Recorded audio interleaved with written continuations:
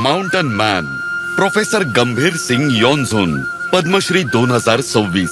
86 वर्षांचे तरुण, पर्वतीय प्रदेशातील पहिली व्यक्ती ज्यांनी अनेक गोष्टी साध्य केल्या. एक शिक्षण तज्ञ आणि आंतरराष्ट्रीय ख्यातीचे विद्वान. माझा जन्म कलिंगपॉंगच्या सेंजी या छोट्याशा गावात झाला. त्या काळात आधुनिक वाहतूक आणि दळणवळणाचा मागमूसही नव्हता, पण हे माझ्यासाठी एक वरदानच ठरलं. आम्ही निसर्गाशी पूर्ण जुळवून घेत जगत होतो. त्यांच्या आई वडिलांचे स्वप्न होते की आपल्या मुलांना आधुनिक शिक्षण आणि उच्च पदव्या देऊन सक्षम करावे. मला घरापासून दूर बॉटनीमध्ये MSc ची पदवी घेण्यासाठी नॉर्थ बंगाल युनिव्हर्सिटीमध्ये जावं लागलं आणि काही काळानंतर त्याच विषयात PhD करण्यासाठी मी कलकत्ता विद्यापीठात गेलो.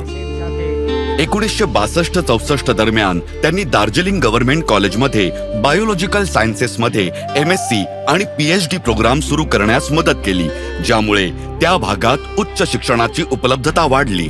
माझ्या अमेरिका दौऱ्यादरम्यान मी आपल्या शिक्षण व्यवस्थेतील सुधारणा, आवश्यक असलेली क्षेत्र ओळखली. शिक्षण हे आपले लोक आणि त्यांच्या पर्यावरणासाठी सुसंगत असावं, अशी माझी इच्छा होती. दार्जिलिंगच्या डोंगरांमध्ये मी सुरू केलेल्या वनसंवर्धन चळवळी दरम्यान मी सर्वांना सांगायचो की हिमालय वाचवणं म्हणजेच भारत वाचवणं. आम्ही भारत सरकारकडेही आवाहन केलं आणि आम्ही 2 राष्ट्रीय उद्यानं बनवण्यात यशस्वी झालो.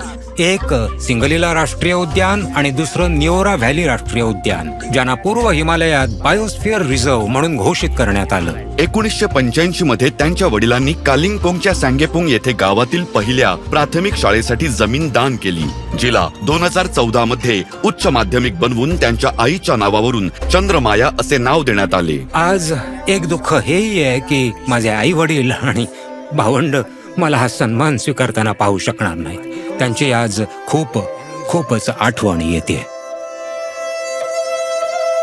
पुस्तकं मला खूप प्रेरणा देतात. त्यातून मला नवीन कल्पना, नवीन ज्ञान आणि नवीन माहिती मिळते.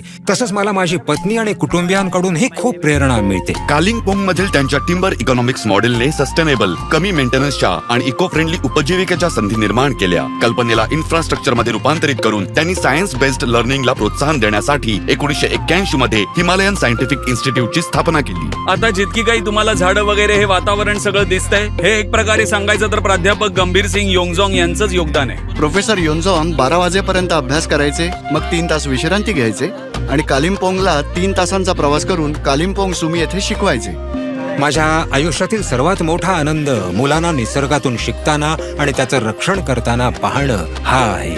मला त्यांना फक्त एवढंच सांगायचं आहे की तुमच्यासोबत कोणी नसलं तरी एकटेच पुढे जात राहा, चालत राहा.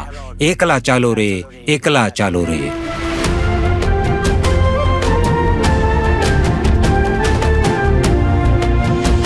प्रोफेसर गंभीर सिंग योंझोन, पद्मश्री 2026.